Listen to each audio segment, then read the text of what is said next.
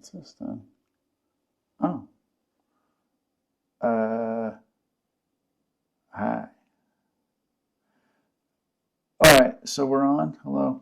So, I did a long one earlier. My regular phone ran out of battery, and I, of course, was blathering along, oblivious to that fact. And so I'm back. I'm haven't well. There's some stuff I won't repeat because I don't know where it cut off. But I kind of want to go to sleep. I'm getting sleepy, but my goal is to have this table cleared off before I go to bed. There's quite a bit of stuff here. And if the one person who watched part of my last thing, if they're thinking I'll never get through it tonight, well, at some point I'll cut it off and I'll just, clean everything. I'll just move everything relatively quickly.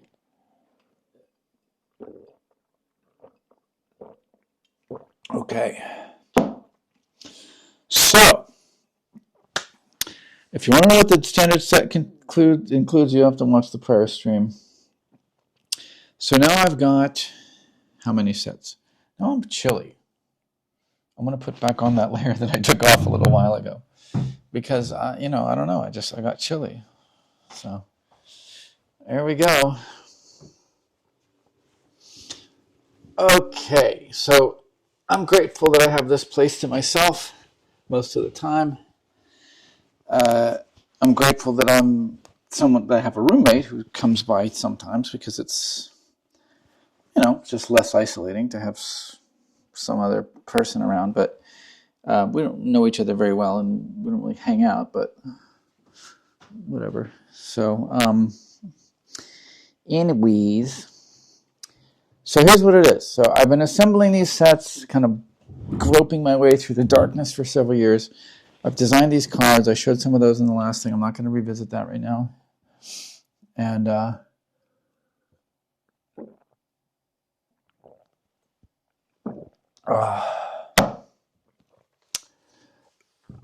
excuse me. So I got Triumphants with the Roman numerals on them up to 23. Some of them might have one or two missing because it happens. And I got some cheap plastic jewelry from Michaels. 5 gaming dice.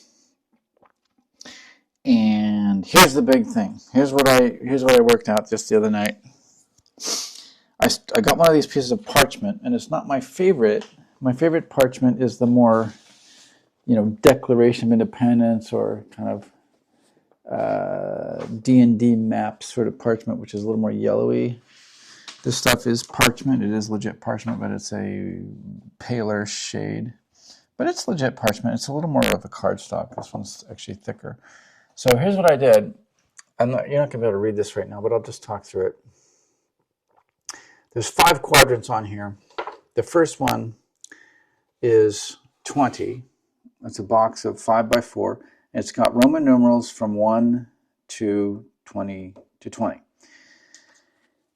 And these dice, so what I've worked out so far is a structure of intuitive play where you can imagine that you are not doing lot casting for your own benefit specifically. I mean, although it can be fun, otherwise rewarding, but I have an explicit purpose that I'm interested in animism, okay? So I am a competent practicing animist. I don't do theism. So I like the word Elohim, but I'm not a theist and I don't really do theism. But I feel the truth of conscious complexity. I know neurology is extremely complicated. And then, I'm very content to dabble with a little bit of knowledge of a few topics of, quantum physics, funky time. Even before quantum physics, Einstein said time was funky. Maybe there's more dimensions of time. Maybe there's 2 or 3 dimensions of time. There's dark energy is 75% of the universe. dark matter is 20% of the universe, and the standard model matter is like 5%. So there's lots of wiggle room in physics for invisible beings with consciousness. And string theory, for that matter, or M theory, that if everything's made of little packets of vibrating energy, it's easy for my imagination to say, well, maybe those patterns can be quite complex, fractal even. Maybe they can remain in their vibratory patterns just as an act of will, and that I'm just going to make the blithe assumption that such a vibratory pattern can have, you can't really rule out that it has enough complexity to create a system on the same order of complexity as a human brain in a single M theory unit of vibrating energy. Now that's obviously speculative, but it's woo-woo, but it's not inconsistent with what I know of physics. So this helps me. This helps me to indulge in magical thinking and all sorts of nonsense. So that's what I'm going to do. So here's the thing. There's 5 dice, and they relate to the 5 quadrants of this page. Okay? So what I did on my first test run, and I'll just do another run, straight from scratch. The first, you start in the upper right, and this may not be explicit in the product, but that I end up selling, but this to me is a diagram of my own brain. So this is the upper right, the most right brain part of your brain, if you think of it as a singular plane. So it's obviously not a plane, but the far left side is the left prefrontal cortex. That's as far as you can go around the bend to the left. Left brain is maximum at right over here, but on this side of the fissure, okay, the extreme opposite far right is over here. And so there's a diagram that goes, and would be normally in my diagrams there are a pie chart, and the middle back would be down here in a pie chart. But in this case, for reasons of presentation, the middle back is, or the empowerment section is in the middle box. That's how it is. Okay. So that's going to be the culmination. So we're going to go all around the edge, and then we're going to do this one. So the first thing we're going to do, we're going to say, okay, we're going to do some lot casting, and we invite Elohimian entities to contribute suggestions. Okay. So I'm not praying. Okay. I'm not doing divination. Well, it could be, a scholar could argue that it's that. My Bible side of my head says, no, we don't do that divination, that's no good. But we do lot casting with intent of Elohimian wisdom to be shared and considered. Okay? Let's put it like that.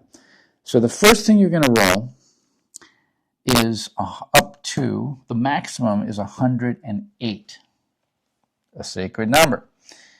How do I do 108? Well, I need the hundreds place, the tens place, okay? The ones place, and I'm going to throw in this 8-sided die as well, because that's what I get to 108. Now, because I'm rolling this other die, I could get a 1. That's the lowest you can get on here is a 1. Okay. Well, I guess you could magically have it land on the corner and stays there, but that's very unlikely. So a 1 is the lowest, and on here, a 1 is also the lowest.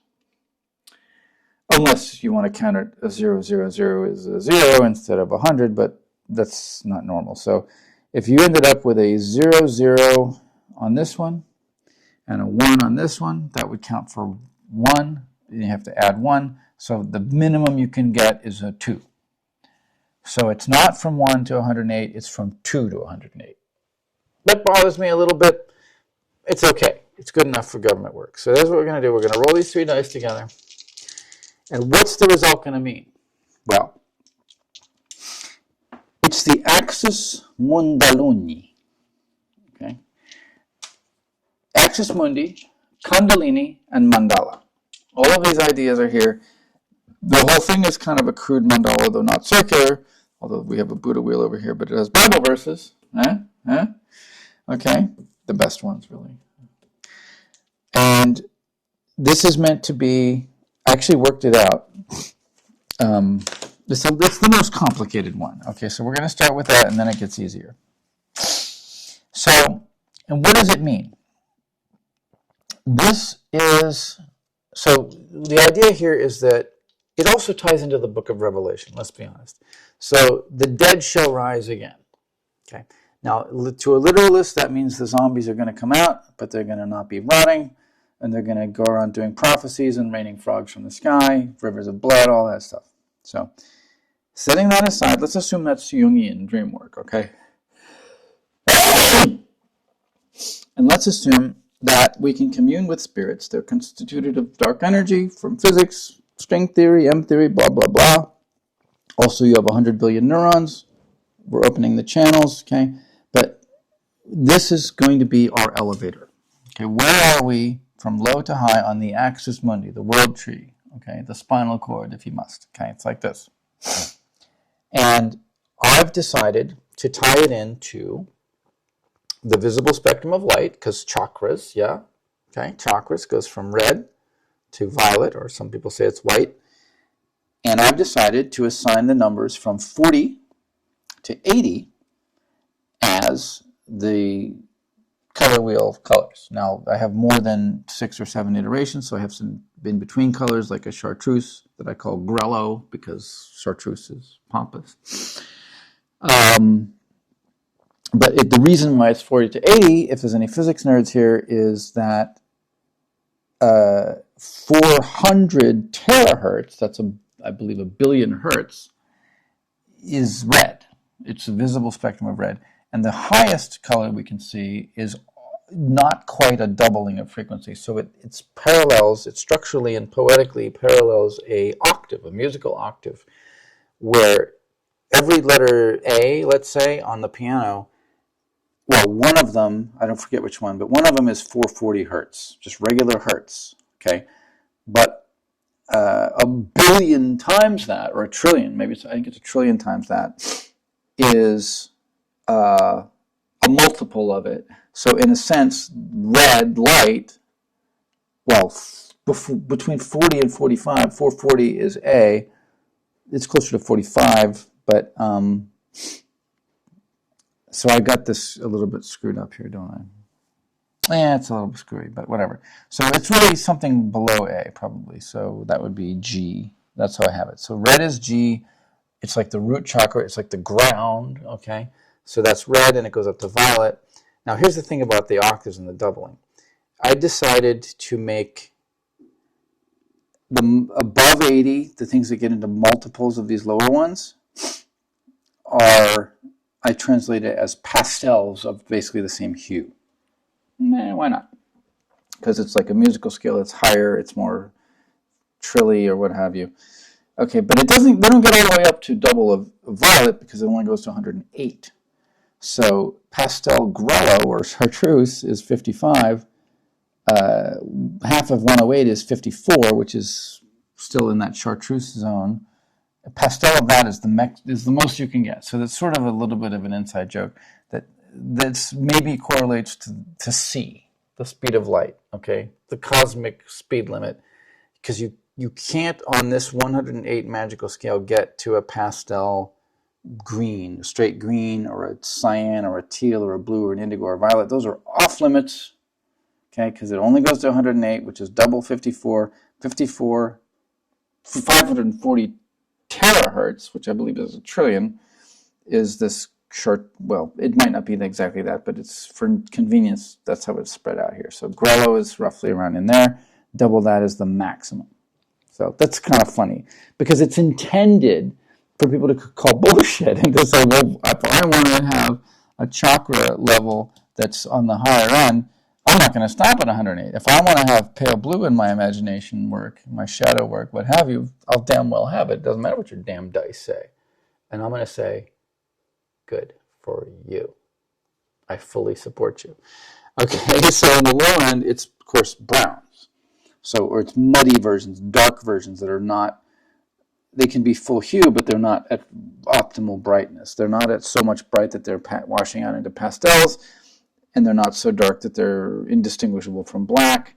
And it's a similar thing where it's basically ties into the visual, the color wheel, the rainbow section, which is this section, which happens to tie to physics because it goes from 40 to 80. Okay, So that's the number that we're going to roll. And what does it mean? It means that either you are stuck at that level, which is how the disco hippies would usually say. Well, what's your vibrational level, right? Are you sitting at a teal? Are you up here around the indigos, the violets? Where are you at?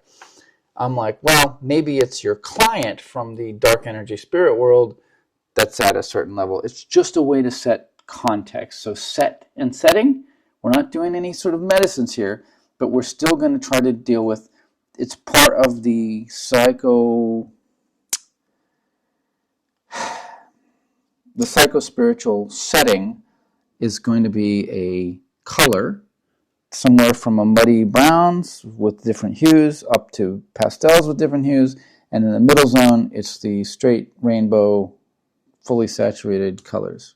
And that ties to physics, as I said. So let's see what we get. We're just learning a little bit about, okay, so first let's do some sort of opening thing. All right, so this is how we're going to call an entity. We're going to call a ghost, okay, an ancestor. Maybe not my ancestor, but an antecessor, someone who died before me. And I'm going to invite them to come unburden themselves or get a little companionship or no big purposes here. Just sort of saying, hey, you know what? No one ever offers to hang out with you guys. So I'm going to offer to hang out with one. Maybe you can bring a friend or two, but don't confuse the matter because we're trying to make it simple for the people to participate. So I prefer really, if you have stragglers, hangers on, that they, stay to the background and let there be the one main one that's going to come. It's going to offer me some sort of wisdom, or it's going to ask for some sort of wisdom or just emotional support. That's the general idea, is how do you commune with spirits in your imagination work, like Jungian active imagination, you can look that up yourself, in a way that is not selfish, that you're in fact trying to offer some sort of solace or companionship to these perhaps bored, lonely spirits wandering around the galaxy saying, God damn it, when's the apocalypse? I'm stuck out here in space, or I'm underground, nobody talks to my gravestone anymore, it's a shit show. Bullshit. This is not the heaven I was promised. This is more like a Greek Hades, and it sucks. Okay, so now we're getting spoiler alerts. So let's see what we get. Okay, what did we get? We got 18, 10, and 8. That gets you 18, but you have to add 5. So we're on the low end, 23. We got 23 out of a possible 108. And I look on my little reference chart here with my rainbow, the sort of dark of the same hues and the lighter of the same hues. And that is going to be, what is it again? 18, 20, it's 23. So I don't have every single number on here, but 22.5, I get an orange-brown A. If we want to get musical, it's some key of A. I'm not saying all the brown ones have to be minor, but it doesn't seem like it would be a major. It seems like an A minor. If you want to have a musical setting, fine. Or if you just want to think of it's relatively a dark brown. And by the way, in paints, if you want brown, you basically mix all 3 primary colors, or any sets of complementary colors, you can get brown. And so therefore every brown can lean to anywhere on. Now I think of brown first and foremost when I go on a computer, I go to orange and I make it darker. That's how I get to brown typically. Maybe I like a warmer brown, but there are bluer browns.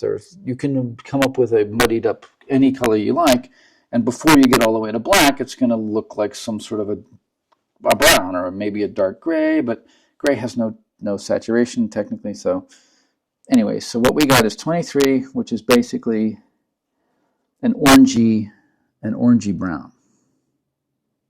Okay, that's the setting. So if that's our axis mundi, if that's the elevator, that's how many levels in our skyscraper of Kundalini delight, we're relatively not that high up. We're kind of down here. Basically, in shamanic terms, it's the lower world. Okay? The nice bright colors, that's the medium world, and the nice pastels, that's the upper world. Make sense? Okay. We're down here, relatively on the lower end of the, well, it goes to 37. For 23 out of 37 is, it's not bottom, but it's, whatever. It's in the mud. We're down in the mud. Okay, fine. I don't know what it means. I don't know who it is, but that's what we got. This is how it works. Okay, so let's put these away. We could leave them out if you want to. Fine, let's leave them out. We'll make a note of it. We'll reconstruct it as it was 23, which was an 18. Or, you know what, we're going to need this one again. So it's actually completely legit, just to keep track of it, to actually just add in this value to this marker, okay? So we're just going to go ahead and manually find the 20. There's the 20 and the 3. That's not what we rolled because we had this one, but it's perfectly legitimate in my way of doing it. 23 is what we got for the axis Mundalini or Mundaluni. Or, there's other stories about that. I don't want to talk about it. Don't have time for that right now. Okay, let's put it on here. So this is the hunt, by the way, world. Okay, let's tell you a word about Tarot now for a moment. So the centerpiece here is although they're not depicted or named, these are intended to represent the major arcana of your typical Tarot deck. Okay. I don't have, well, I have this, but this is a jury-rigged version of deck 7. What are these ones? I don't remember. Oh, these are business cards or something. Yeah, I don't know. There's a lot of examples here. These are nice cards, but these are not what we need right now. You know, we took a look. We came through. We sort of shuffled it up a little. Took a look around. No problems. We're just going to slide it right back where it came from. No offense to any involved, and just say, snug as a bug in a rug. Let's flip that around just because we want to. And let's say here, I think, let's count them out. I think now we're getting into the magic show, okay? So here's my set. So let's see what we got here. We got 1. They're not in order. 2, 3, 4, 5, 6, 7, 8, 10, 11, 12, 13, 14, 15, 16, 17, 18, 19, 20. Okay. So something's missing. I don't know which one is missing, but I'll tell you what's missing on this grid. 2 things are missing.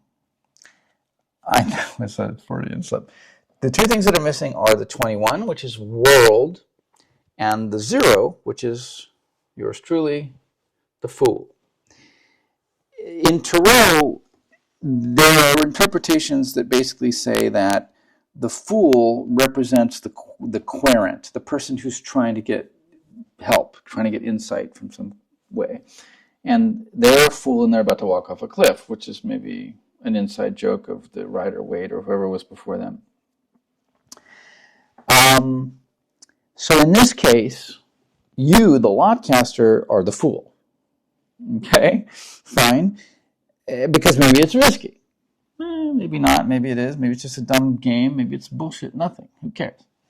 Now, the 21 that's missing is world. And in the context of playing cards, to me, I've decided that metaphorically, the suit of cards, in this case, deck 7, doesn't have the same suits we're looking at, but it's got Christmas trees. Actually, it's Chrismica because the garland is blue, which is a nod to Hanukkah. We got lightning bolts, Christmas trees, sunshine, little twirly sunshines like that, not a swastika, don't be upset. There's a drop of water, and those are the 5 suits. And a suit is a world. So it can be hearts, diamonds, spades, and clubs. It can be fire, water, earth, air. It can be whatever. But like to me, I've decided that a suit is a world of its own. Okay, fine. So that's how I have it. So in this representation here, it is numerologically oriented. So this is the world of 100, or it's the 108 world. Actually, I depicted the little 8-sided die there as well. So the world of the 108-ish numerology is over here. 23 is what we got from that. Oops, there it is, 23. The second station here is the 12 world, the dodecahedron world. Okay. This is more set and setting of Zodiac. Okay, but there's actually 13 boxes here because Ophiuchus. It's Asclepius, god of healing. He is bizarrely flossing his crotch with a giant snake. But it's a wisdom thing. It's to do with medicine somehow. So let's just let it go. But as it happens, it's right in the same zone of the zodiac belt as Scorpio. It's technically between Scorpio and Sagittarius. But the way these things are, I don't have my star map right now, but I've done a lot of work on that in recent weeks. It's not in a nice, neat row. They're first of all, it goes like this because of the seasons and the way the world goes like this or whatever. Actually, that's precession of the equinoxes. That's a bigger scale, but leave it aside. Scorpio is kind of on the outs here at a 9.5, and it's not actually possible to roll that on this. But instead of that, at number 10, you got Ophiuchus, which is cooler. It's a healing god. So why would you rather be a scorpion or a healing god? Well, you might prefer scorpion, but fuck you. You can be the snake and bite someone's face. That's up to you. Okay. Aquarius is number 1. I've worked it out. I figured it out. Okay. It started in the middle of World War One. The age of Aquarius, I had a numerological justification for that's how it is. I forget where that is. I can find it someday. But basically, it works out. It's good enough. It'll work. Aquarius, and then number 2 is Pegasus, because you know what? Pisces is bullshit. Okay. 2 fish with a ribbon that acts like a sharp hinge. It makes no sense. But if you start to look at the constellations, those are the wingtips of the Pegasus. It works. It does work. Pegasus is bigger. It goes further from the ecliptic, but I'm calling it Pegasus instead of Pisces.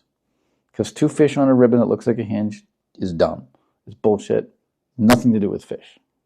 So, Aquarius, Pegasus. The next one, okay, Triangulares. Now, a couple things about Aries. That sheep was a magical sheep.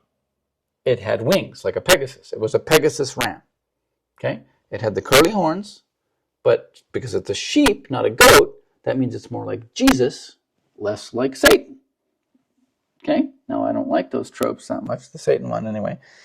But I'm just saying, a ram with horns, there are depictions of this that look, demonic to a young fundamentalist's eye.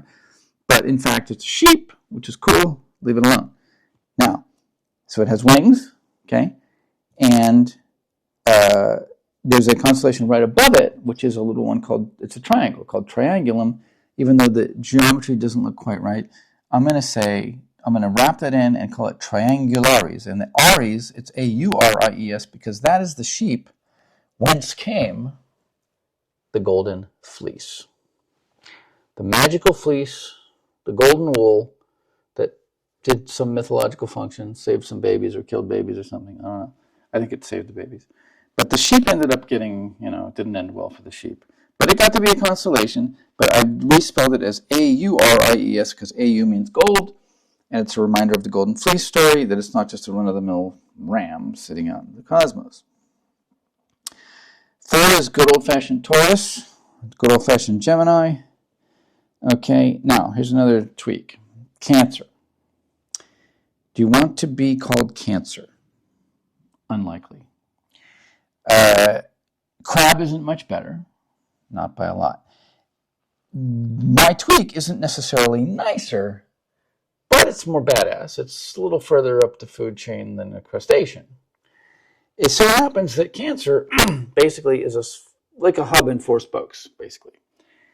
And it's right at the top of Hydra, which is a giant snake. Now, why they call it Hydra and it doesn't have multiple heads makes no sense, because a Hydra is a dragon with multiple heads.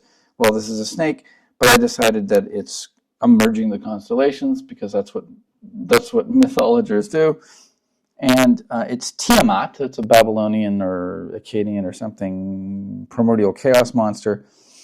And the spokes of the Cancer constellation become, one piece of them you assign as the neck that connects to the snake head. The head of the snake is now the lump in its throat because poignancy, because it's a nice snake, or it just ate something and that's why there's a lump. So in any event, that's, excuse me, and Tia also is ant in Spanish. So Tia Mahadrancer, sort of like a dancer. That's the best I can do. That's what Cancer becomes. Okay, now we got Leos, plural, because Leo minor, although it's a modern constellation. The Simba to the Mufasa is actually, it usually doesn't work out this way, but like Ursa Major is not next to Ursa Minor. There's Canis Major, Canis Minor. They're not that close to each other. But Leo Major, Leo Minor are right next to each other, so it's Leos, plural. Number 8, Virgo, no longer. Shala. That's the name of the Babylonian fertility goddess. That's how the Babylonians construe, who were basically the first astrologers. That's how they construed the constellation that we later called the Virgin. To them was more of an Ishtar. So Shall is the name. I want to rhyme, but I'm not going to do it. Then we got Libra. We already talked about Scorpio over here at 9.5. Ophiuchus takes the 10. I said so. Sagittarius and Capricorn, the mergoat. Capricorn has a fishy tail, like a mergoat. But some people know it, people don't, who knows. So, let's see what we get. Set and setting. Now, technically is Sagittarius. Actually, astronomically born under the sign of Ophiuchus. And plus, everyone's are off by almost an entire month because it's been 2,000 years since Ptolemy codified his version of the Babylonian thing. And the precession of the equinoxes has been going along. And so the actual, and plus they're not even slices, but all these complications, but basically it's off by about a month. So basically you've been told you're a Sagittarius your whole life. Well, really, the sun was in Scorpio when you were born, most likely. And it's like that all across the whole thing because it has shifted. And now Vedic astrology takes account of this, but that's just way too niche, and I prefer the familiar ones, and I'm doing it like this. So here's what we're going to get. When I first did this, I actually rolled my own official sign, Sagittarius. I hit it once more. So there's either a Sagittarian ghost coming at me, or somehow that reinforces that. Twice I've rolled an 11, so that's fun. Okay, so now we're going to move over here to the... oh, by the way, this says Paradise. Get it? It rhymes with paradise. It kind of avoids saying the word tarot because Christians, and it's dice, Paradise. Isn't that fun? Okay, so here we got the Buddha wheel, okay, which is the Eightfold Path, but I've put my personal favorite Bible verses on here, drawing heavily from Luke and Acts, but there's a couple others that make it through. And this is from the 8-sided die, which we've liberated from that because we've took the 18, we added it and manually changed it. This one we're keeping here. We're going to roll this one over here, and we're going to see, I guess we'd start at 12 o'clock, so to say, and then see which one we get, and then we'll just review what it means. 6. 1, 2, 3, 4, 5, 6. So in the Buddhist interpretation, that would be right. It's an E. Effort. Galatians 6, 9. Hey, it worked. So, I don't have a thing to look it up. I don't know what it means. I think it's basically saying keep trying to do good stuff. It might make a dent someday. It's basically what it says. Okay, fine. So now we remember that one. That's nice. So it goes, I don't want to remember them, but you can buy the thing and find out. They're all nice stuff. None of it's to do with obedience. None of it's to do with far-fetched stories that don't make any sense. It's really solid principles that I thought lined up with these, Buddhist ideas of, I think it's right. Is it vision, intention, speech, action, livelihood, effort, concentration, and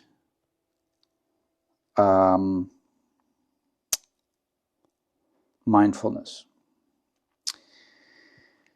So that's that one. Now we're up here. Oh, so this is the world of 108. So that's why there's no 21, because there's a world here, 108. There's a world here that's the 12 world, which is Zodiac. There's a world here, which is the 8 world, which is a Christudanism kind of thing. Okay, this over here is the 10 world. So we're going to reuse one of these just for a moment. We're going to take this. I could borrow another 10 here, but I'm not going to. And now this one, I haven't really... Here's what I've done. This is keying off of the idea of the 10 lost tribes of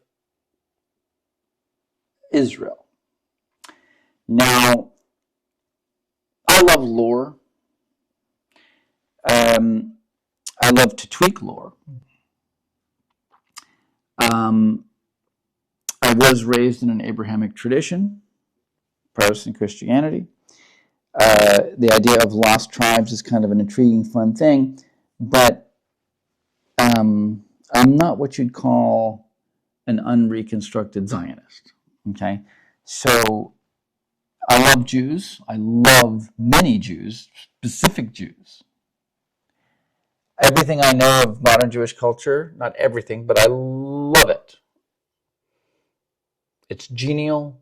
It's a fun culture to the examples that I'm aware of, okay?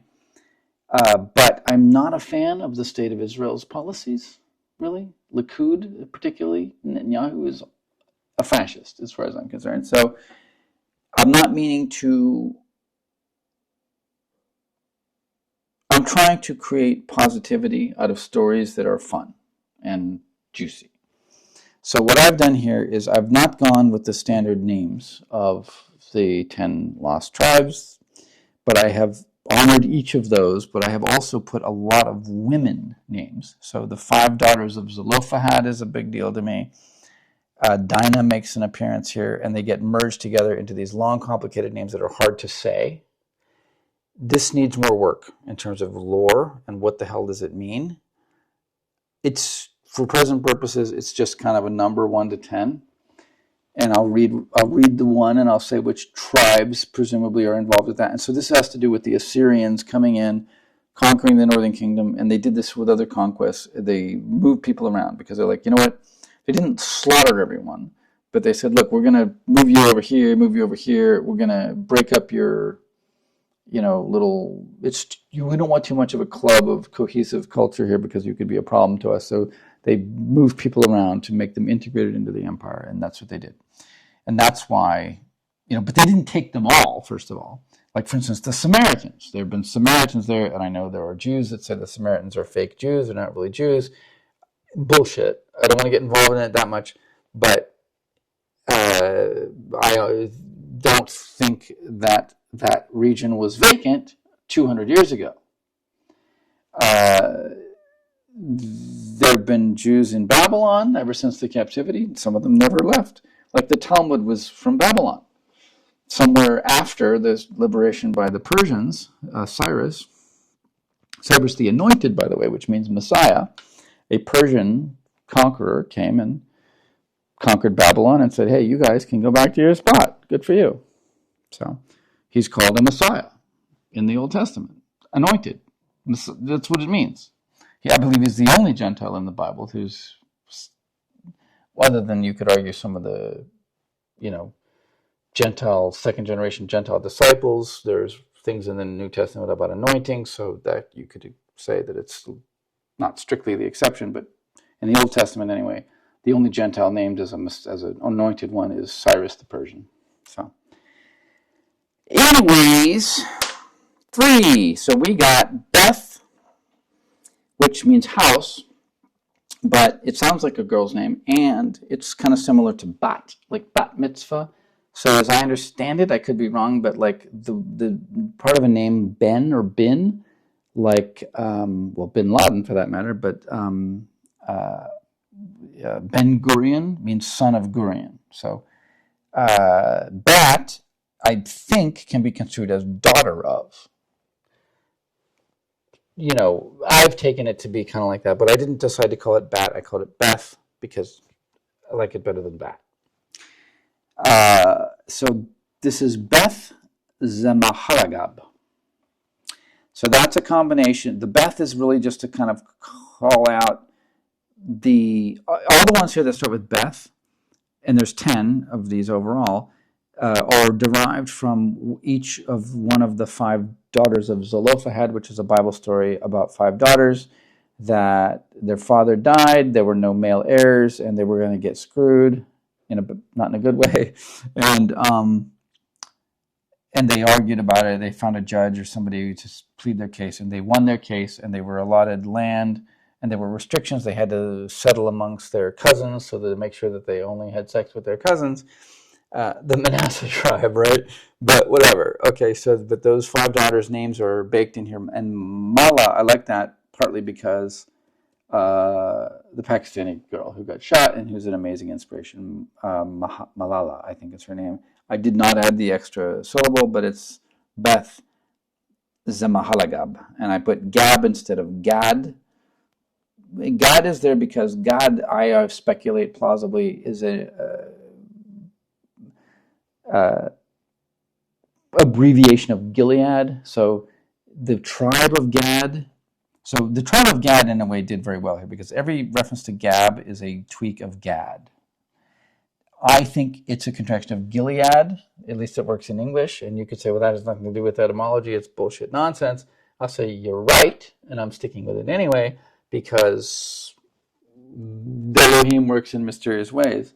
Knew thousands of years in advance that some person who spoke English was going to do this funny little exercise and made sure that it would work for his vantage point, namely mine. It doesn't matter if the Semitic language scholars, it's irrelevant. Gad is a contraction of Gilead. They're geographically adjacent. Zelophehad so Gilead was one of the descendants, son or grandson of Manasseh, and this guy Zelophehad was the son or grandson of Gilead. The region of Gilead is east of the Jordan. It's part of the east tribe of Manasseh, so to speak, but the daughters ended up getting settled in the west across the Jordan River, supposedly. Blah, blah, blah, blah, blah, blah, blah, blah, blah, blah, blah, blah, blah. We got 3. Beth Zemalagab. And who else is in there? Nobody. Well, Gab, Gilead. So that's all part of it, I guess. I could read them all because it's fun, but we'll skip it for now. It's getting late.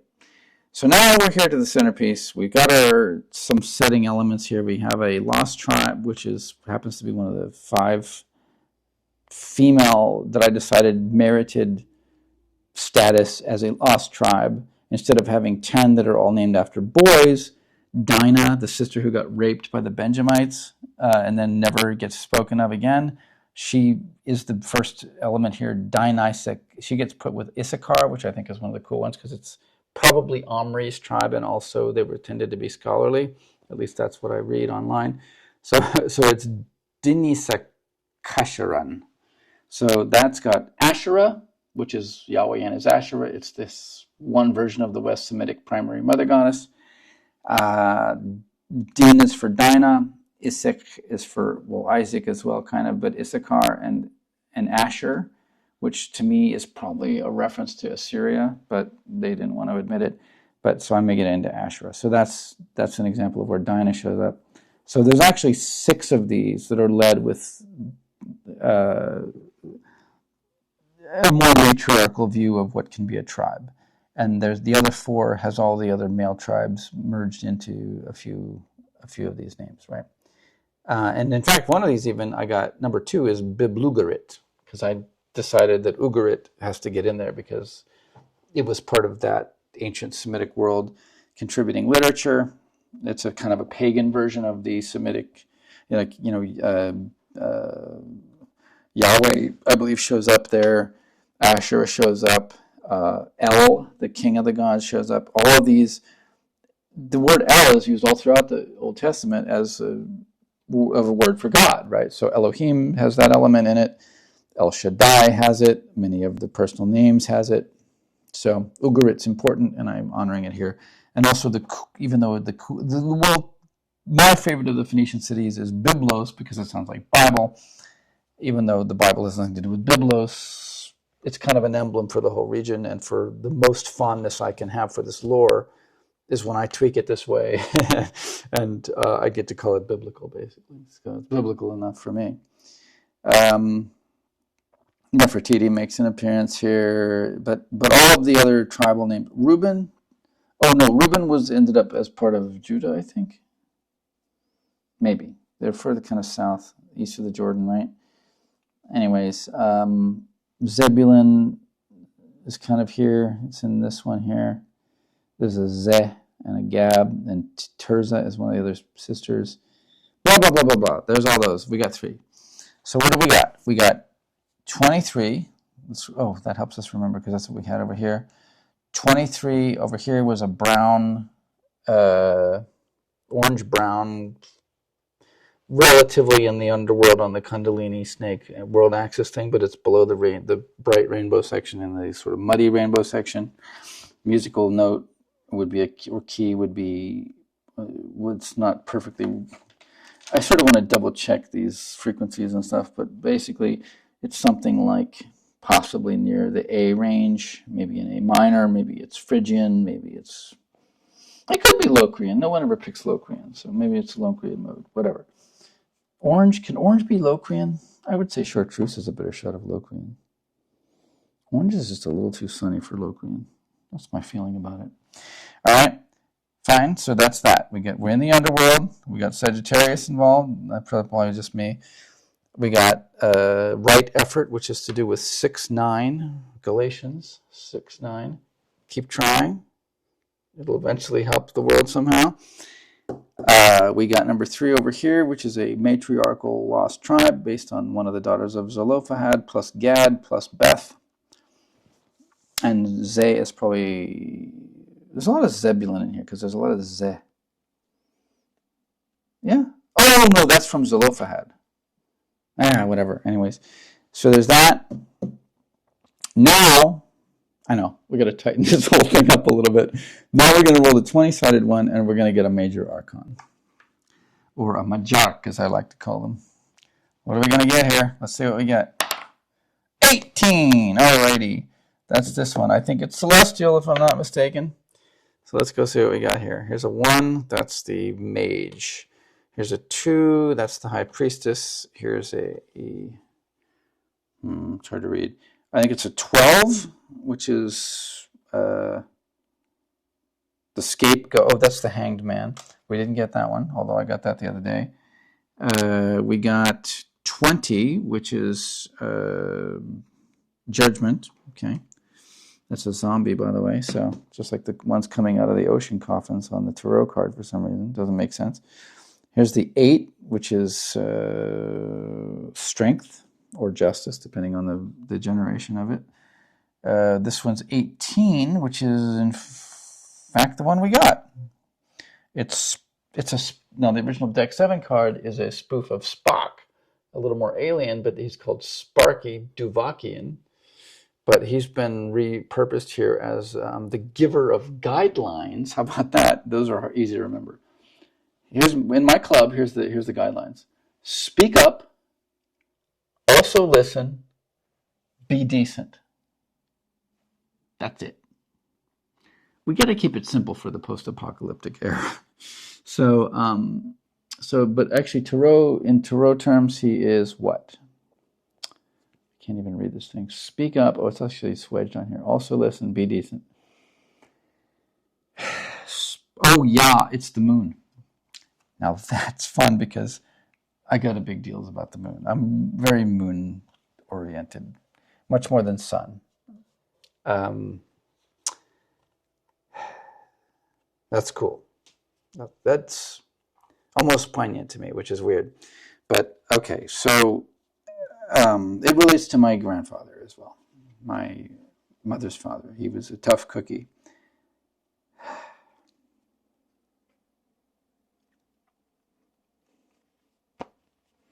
And that's what I got.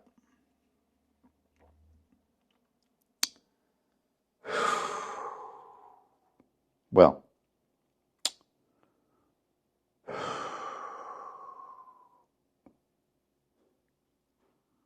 orange, brown, A minor.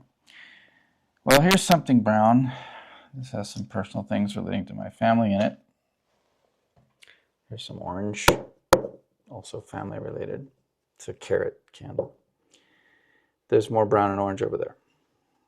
So what? There's all colors around here somehow. His name is Oliver.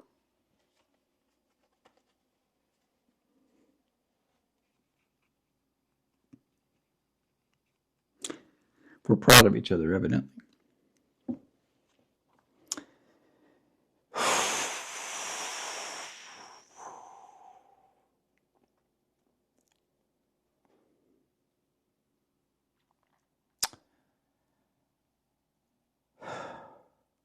Wow.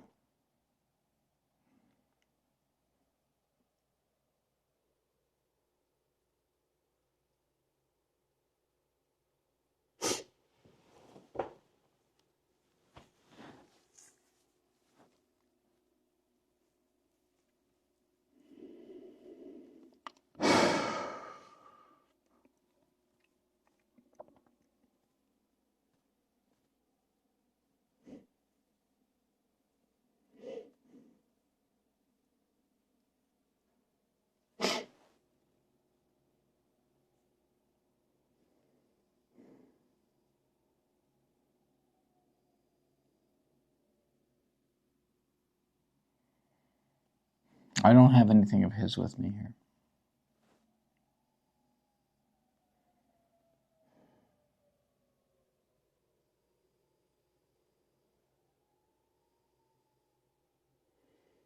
I have all of his iron sculptures that he ever did. He was an iron worker. And I have what's left of his pipe collection. I've lost several.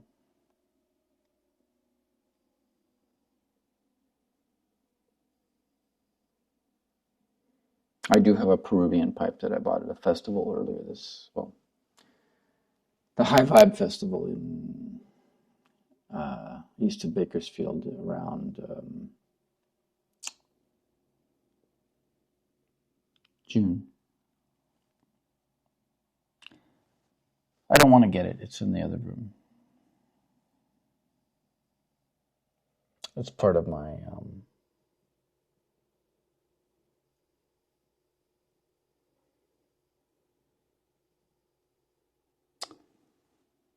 ceremonial Radagast-like healing staff. It's a bit of a joke, but not entirely.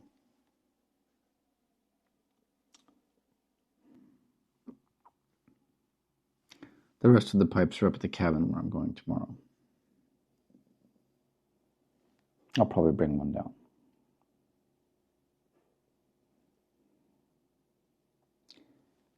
Try not to lose it.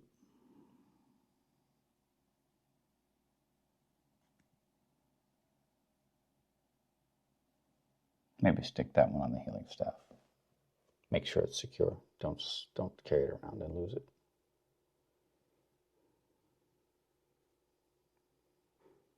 Okay.